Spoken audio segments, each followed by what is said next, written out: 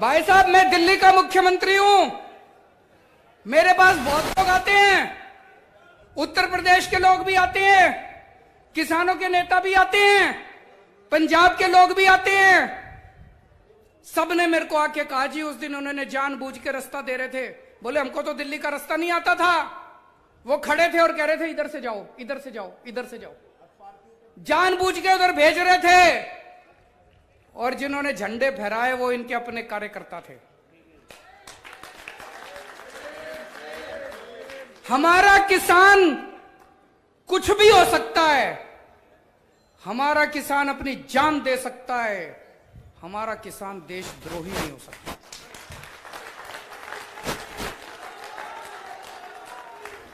आज ये भारतीय जनता पार्टी की केंद्र सरकार हमारे किसानों पे देशद्रोह के मुकदमे चला रही है। इतनी हिम्मत तो अंग्रेजों ने नहीं करी थी। अंग्रेजों ने हमारे किसानों पे देशद्रोह के मुकदमे नहीं चलाए थे। तुम हमारे किसानों पे देशद्रोह के मुकदमे चला रहे हो। हमारे किसानों को आतंकवादी बोलते हैं। मैं आपसे पूछना चाहता हूं, तुम सारे आतंकवादी हो? पूछना चाहता हूं, आतंकवादी हो तुम सारे? दोस्तों, ऐसे हजारों हजारों लाखों किसान हैं। एक किसान के दो बेटे हैं। एक बेटा भाई साहब आपको देश के बॉर्डर पे मिलेगा और दूसरा बेटा आज आपको दिल्ली के बॉर्डर पे मिलेगा।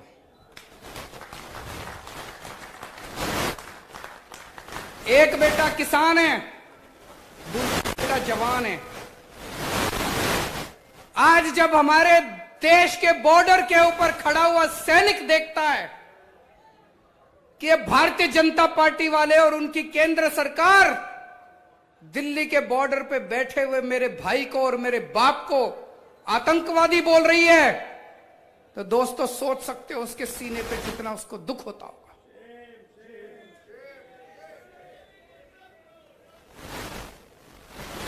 दोस्तों, हमने शुरू से कंधे से कंधा मिला के इस आंदोलन में हिस्सा लिया है। मेरे को याद है जब पंजाब के किसान चले थे, हरियाणा क्रॉस कर रहे थे, जगह जगह उनके ऊपर वाटर कैनन छोड़े गए, बैरिकेड लगाए गए, लाठियां बरसाई गई। केंद्र सरकार का पूरा प्लान था कि इनको दिल्ली आने से रोको, लेकिन वो भी पूरी बहादुरी के साथ केंद्र सरकार का सामना करते हुए दिल्ली के बॉर्डर पे पहुंच गए। फिर केंद्र सरकार ने प्लानिंग बनाई कि चलो इनको दिल्ली में आ जाने दो। ये दिल्ली में आ गए, उसके बाद इनको सबको पकड़ के जेल में डाल देंगे। केंद्र सरकार ने मेरे पास एक फाइल भेजी। फाइल में लिखा था दिल्ली के 9 बड़े बड़े स्टेडियम को जेल। भाई साहब, अपनी कितनी अच्छी है, वो जेल बनाने की पावर मेरे पास है, इनके पास नहीं है।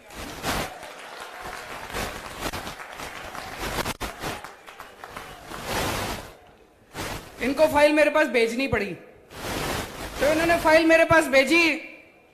और इसके भाई साहब जितने फोन पे फोन ये फाइल क्लियर, पहले प्यार से बोले, फिर धमकी दी इन्होंने। हमने फाइल क्लियर नहीं की भाई साहब, इनको जेल नहीं बनाने दिए स्टेडियम।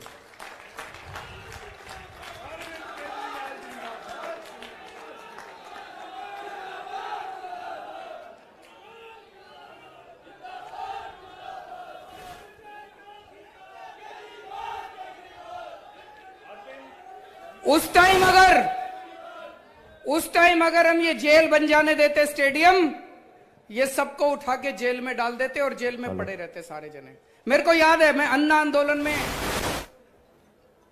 जब हम अन्ना आंदोलन में हुआ करते थे तो कांग्रेस ने भी ये सारे स्टेडियम जेल बनाए थे।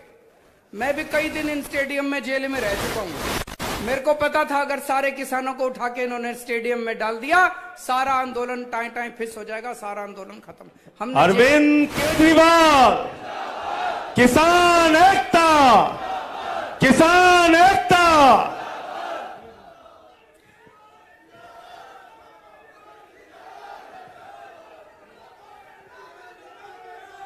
किसान एकता, जय जवान, जय जवान, अरविंद केजरीवाल, अरविंद केजरीवाल।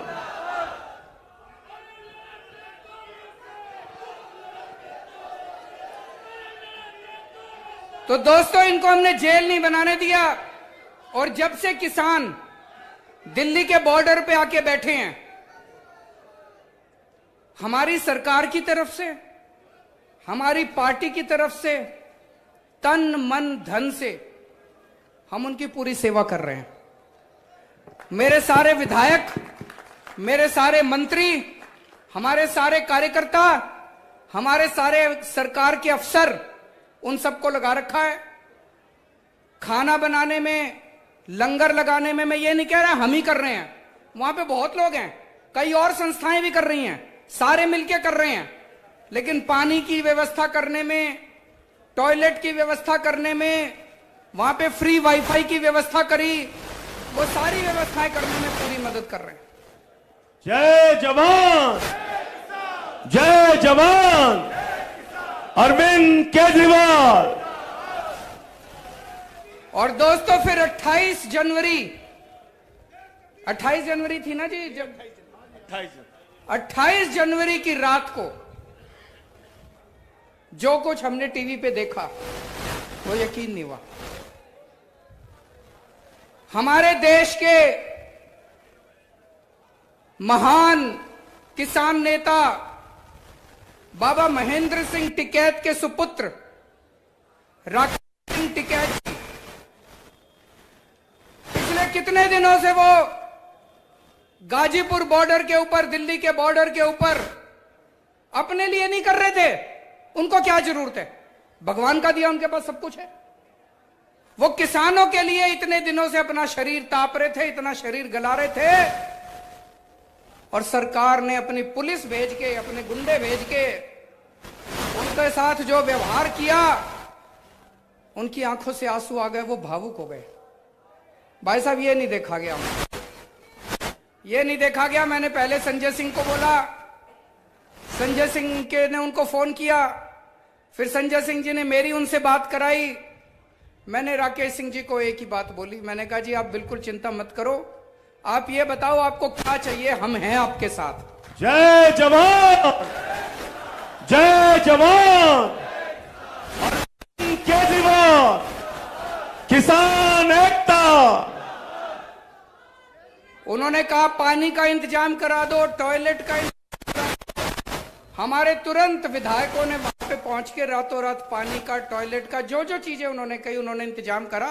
और हमने कहा आप डटे रहो, हम आपकी पूरी तरह से साथ हैं, हिम्मत मत हारो, बस सारा देश के किसान आपकी तरफ देख रहे हैं।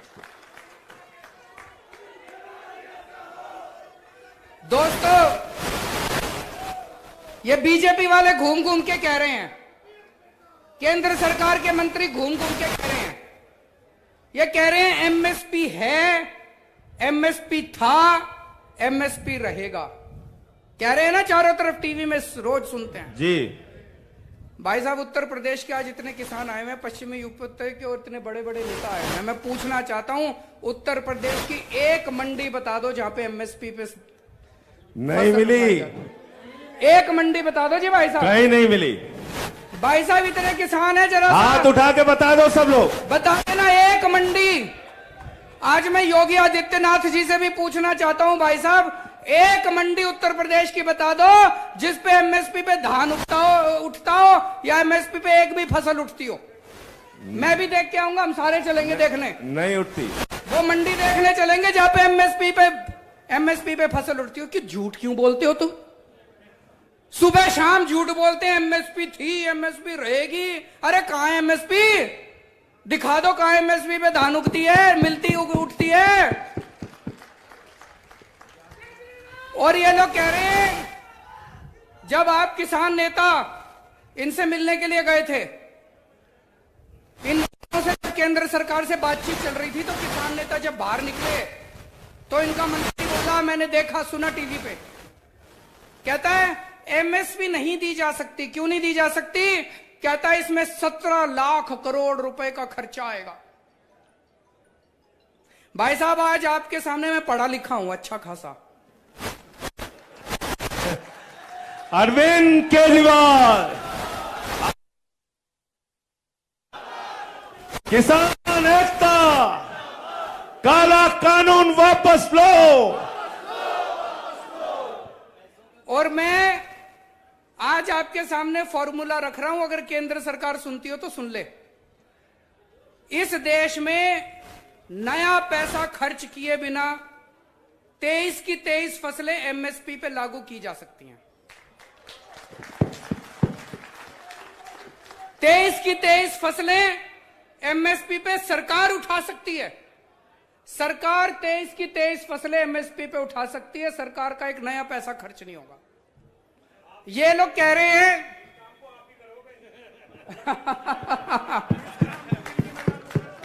कुलदीप जी कह रहे हैं केजरीवाल जी इस काम को करेंगे। जोरदार तालियां बजा दीजिए पीछे तक खड़े होकर जो समर्थन करते हैं इस बात का, पीछे तक।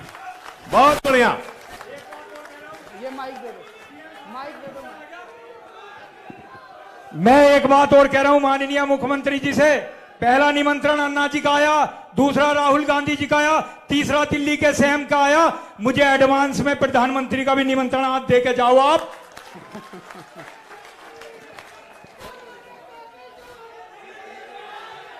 देश का नेता कैसा हो, देश का नेता कैसा हो, किसानों का नेता कैसा हो।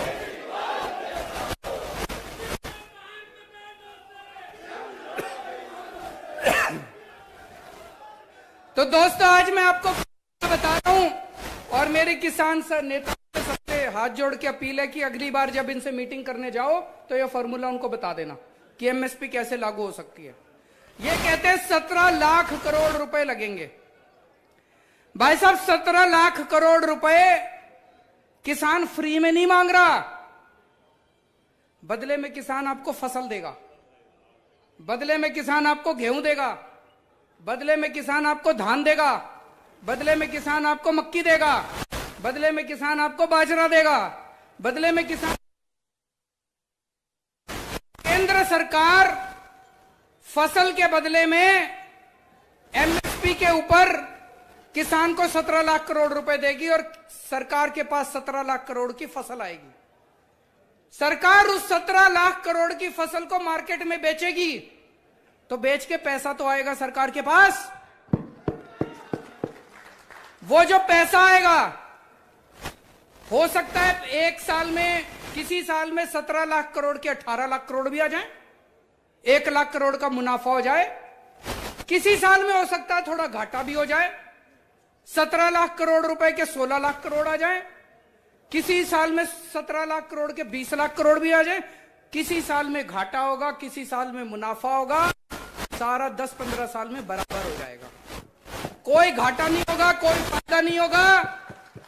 10-15 साल में सारा बराबर हो जाएगा। लेकिन फिर भी मान लो 1-1.5 लाख करोड़ का सरकार को घाटा हो भी गया, हमारे देश के करोड़ों करोड़ों किसानों के परिवारों को खुश रखने के लिए, हमारे देश के करोड़ों करोड़ों किसानों की खुशहाली के लिए अगर 1-1.5 लाख करोड़ रुपए खर्च हो गए तो सरकार कोई गरीब नहीं हो रही उससे। किसान एकता, जय जवान, अरविंद केजरीवाल। तो एक है कि पिछले कुछ सालों में केंद्र सरकार ने अपने पूंजीपति साथियों के 8 लाख करोड़ रुपए का ऋण माफ कर दिया, लोन माफ कर दिया 8 लाख करोड़ का। अरे तुम अगर 8 लाख करोड़ रुपए इन अमीरों के माफ कर सकते हो तो हमारे करोड़ों करोड़ों किसानों के 1-1.5 लाख करोड़ रुपए का घाटा नहीं बर्दाश्त कर सकते क्या? सकते हैं। नीयत नहीं है, नीयत की कमी है। और दोस्तों, ये एमएसपी की बात करते हैं। एमएसपी तो छोड़ो, पश्चिमी उत्तर प्रदेश के किसान को अपने गन्ने का नया पैसा नहीं मिलता। एमएसपी तो बहुत दूर की बात है। 18,000 करोड़ रुपया, 18,000 करोड़ रुपए ये मिल मालिक लेके बैठे हैं किसानों को। हमारा पश्चिमी उत्तर प्रदेश का किसान, अभी ये बता रहे थे भगवंत मान पंजाब में भी यही हाल है, गन्ने की फसल का यही हाल है। रात दिन 24 घंटे मेहनत करके अपना किसान गन्ना उगाता है, मिल मालिक को देके आता है, और मिल मालिक उसको 2-2 साल 3-3 साल तक अपनी फसल का दाम तक नहीं देता, एक नया पैसा नहीं देता। क्यों नहीं देता? मेरे पास अभी थोड़े दिन पहले उत्तर प्रदेश के कुछ लोग मिलने आए, उसमें एक किसान भी था। बोला भाई साहब 2 साल हो गए मेरी फसल का दिए हुए, अभी तक एक नया पैसा नहीं मिला। मेरे घर में किसी को कैंसर हो गई। मैं जब मिल मालिक के पास पैसे लेने गया तो वो बोला सीएमओ से, चीफ मेडिकल ऑफिसर से सर्टिफिकेट लेके आओ कि तुमको कैंसर है, सेम सेम, तब मैं तुम्हारे पैसे दूंगा। अरे तुम भीख मांगने आए हैं? हम अपनी फसल तुमको दे रखी है, उस फसल के दाम लेने आए हैं। ये कह रहा है कि पहले सर्टिफिकेट लेके आओ, तुम्हारे घर में किसी को कैंसर है तब दाम दूंगा। हैं जी? वो भी पिछला, वो भी 2 साल पुराना। ये तो हद हो गई यार। मैं योगी जी से पूछना चाहता हूं, तुम अपने, क्या मजबूरी है तुम्हारी? क्या मजबूरी है कि इन मिल मालिकों को तुम ठीक नहीं कर सकते? भाई साहब, जब मैं दिल्ली का मुख्यमंत्री बना, उस टाइम ये बिजली कंपनियां, दिल्ली में 3 बड़ी बड़ी बिजली कंपनियां हैं। इन्होंने मेरे को, कई लोगों ने, हमने जब दिल्ली के चुनाव लड़े, हमने कहा था बिजली ठीक कर देंगे, बिजली कंपनियों को ठीक कर देंगे, बिजली 24 घंटे कर देंगे, बिजली मुफ्त कर देंगे। कई लोगों ने मेरे को समझाया इतने बड़े बड़े वादे ना करो, ये बिजली कंपनियां बड़ी पावरफुल है, ये बड़ी शक्तिशाली हैं, इनके तार बड़े ऊंचे हैं, इनका कुछ नहीं बिगाड़ पाओगे। भाई साहब, आज 5 साल बाद ठीक कर दी इन बिजली कंपनियों को।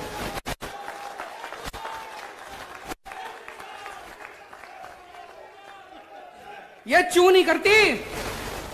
पहले दिल्ली में 7-7, 8 घंटे के पावर कट लगते थे, 20-20 हजार रुपए के बिजली के बिल आते थे। आज 24 घंटे बिजली आती है और 0 बिजली का बिल आता है। मुफ्त में बिजली मिलती है लोगों को, दिल्ली के लोगों को मुफ्त में बिजली मिलती है जी, 24 घंटे बिजली मिलती है। यही बड़ी बड़ी पता नहीं क्या कहते हैं लोग, इतनी बड़ी बड़ी कंपनियां हैं, बड़ी पावरफुल कंपनियां हैं। केजरीवाल जी, ये काबू में आने वाली नहीं है, काबू में कर दी।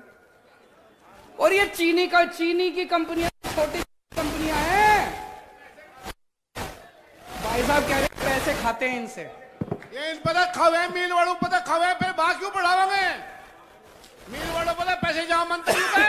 मैं पूछना चाहता हूं योगी जी, आपकी क्या मजबूरी है कि आपकी पूरी की पूरी सरकार इन चीनी मिल मालिकों के सामने घुटने टेक के बैठी है? अगर आप अपने गन्ना किसानों को, इन मिल मालिकों से पैसे नहीं दिला सकते तो लानत है तुम्हारी सरकार को।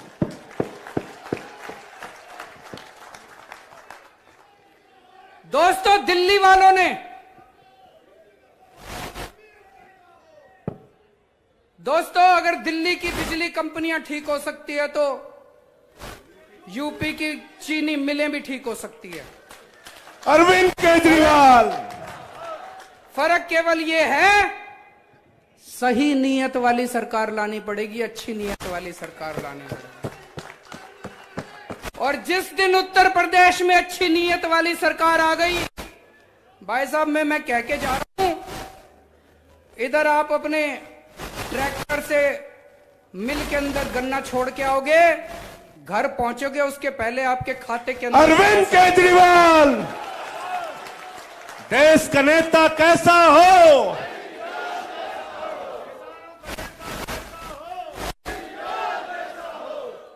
और ये गारंटी है, ये गारंटी है, ये हो सकता है कि आप अपने गन्ने को छोड़ के आओगे मिल के अंदर, घर पहुंचोगे, उसके पहले आपके खाते के अंदर पैसा आ जाएगा। बात केवल नीयत की है भाई साहब। आप सोच के देखो, 5 साल से 6 साल से दिल्ली में इन बिजली कंपनियों को मैंने रेट नहीं बढ़ाने दिए, बिजली फ्री कर दी। आज अगर मैं इन बिजली कंपनियों को बुला के शाम को कहूं कि भाई 6 साल हो गए, महंगाई बहुत बढ़ गई, चलो कोई बात नहीं 50 पैसे यूनिट बिजली बढ़ा लो, मान लो मैं कह दूं इनको, भाई साहब कल शाम तक ये मेरे घर में 200 करोड़ रुपए छोड़ जाएंगे कि नहीं छोड़ जाएंगे? कहेंगे जी पार्टी फंड में ले लो, पार्टी फंड दे जाएंगे 200 करोड़ रुपए में 50 यूनिट बिजली बढ़ा दूं तो। हाँ जी सुनाओ जी। गैस सिलेंडर भाई साहब बता रहे, डीजल पेट्रोल गैस सिलेंडर क्यों महंगे हो रहे हैं?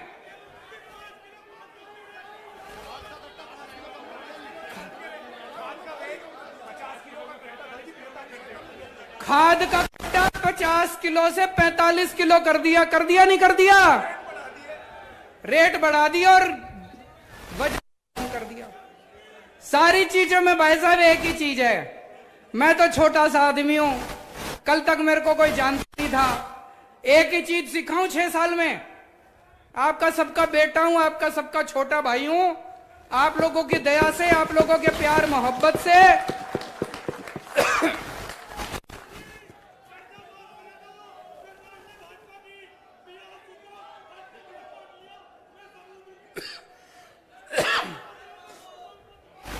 अभी मैं अंदर जब से सरकार में गया हूं पिछले 6 साल से, मैंने एक ही चीज सीखी है भाई साहब, सरकार में पैसे की कमी नहीं है, नीयत की कमी है, नीयत। अरविंद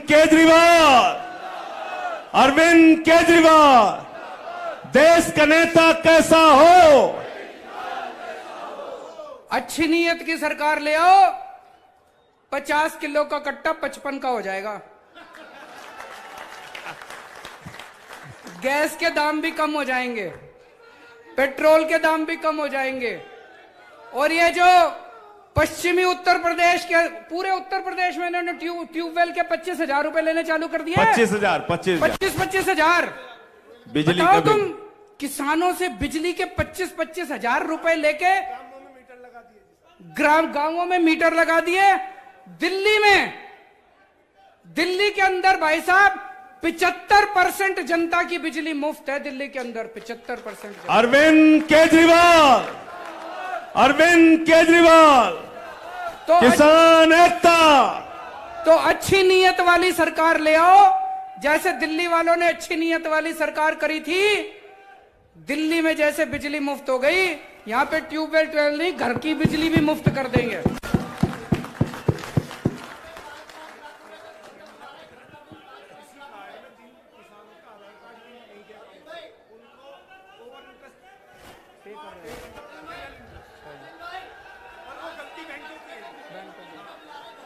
बहुत सारी समस्याएं हैं जी, चारों तरफ से आवाज उठ रही है। किसानों की जिस तरह से समस्याएं इन्होंने कर रखी है, सिलेंडर लेके आ गए उधर। वो भाई साहब सिलेंडर ले आए गैस का।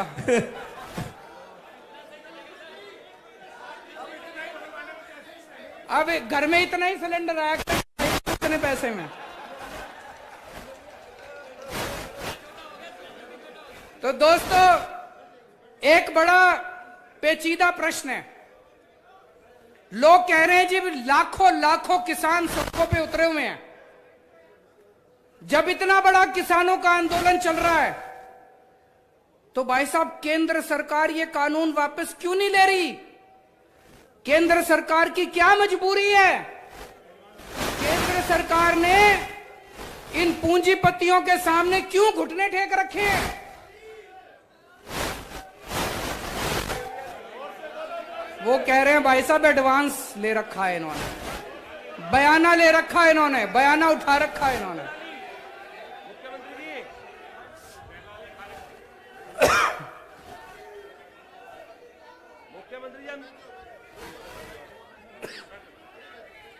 तो दोस्तों, आज मैं एक ही चीज कहना चाहता हूं, आपका आंदोलन बहुत पवित्र आंदोलन है और ये केवल किसानों का आंदोलन नहीं है, ये इस देश के एक एक देशभक्त का आंदोलन है। जो भी भारत से प्यार करता है वो इस आंदोलन के खिलाफ हो ही नहीं सकता। इतना पवित्र आंदोलन है, इतने अच्छे तरीके से चलाया जा रहा है, कोई हिंसा नहीं किसी तरह की, और इतने प्यार और मोहब्बत से सारे धर्म के लोग, सारी जाति के लोग, ऊंचा आदमी, नीचा आदमी, हर आदमी इसमें शामिल है। आपके आंदोलन में मैं कोई एहसान नहीं कर रहा, मेरा फर्ज बनता है, हर देशभक्त का फर्ज बनता है। और आज मैं ये कहने के लिए आया हूं कि आपका बेटा, आपका छोटा भाई पूरे तन मन धन से आपके इस आंदोलन में शामिल है और मैं उम्मीद करता हूं कि ये सरकार को अंत पंद में किसानों के सामने झुकना पड़ेगा। चौधरी चरण सिंह अमर रहे, चौधरी चरण सिंह अमर रहे। अगर आप चाहते हैं गरीब हर वंचित इंसान की आवाज आप तक पहुंचे तो हमारे चैनल को सब्सक्राइब करें और बेल आइकन का बटन दबाना ना भूलें। देखते रहिए बहुजन हलचल न्यूज।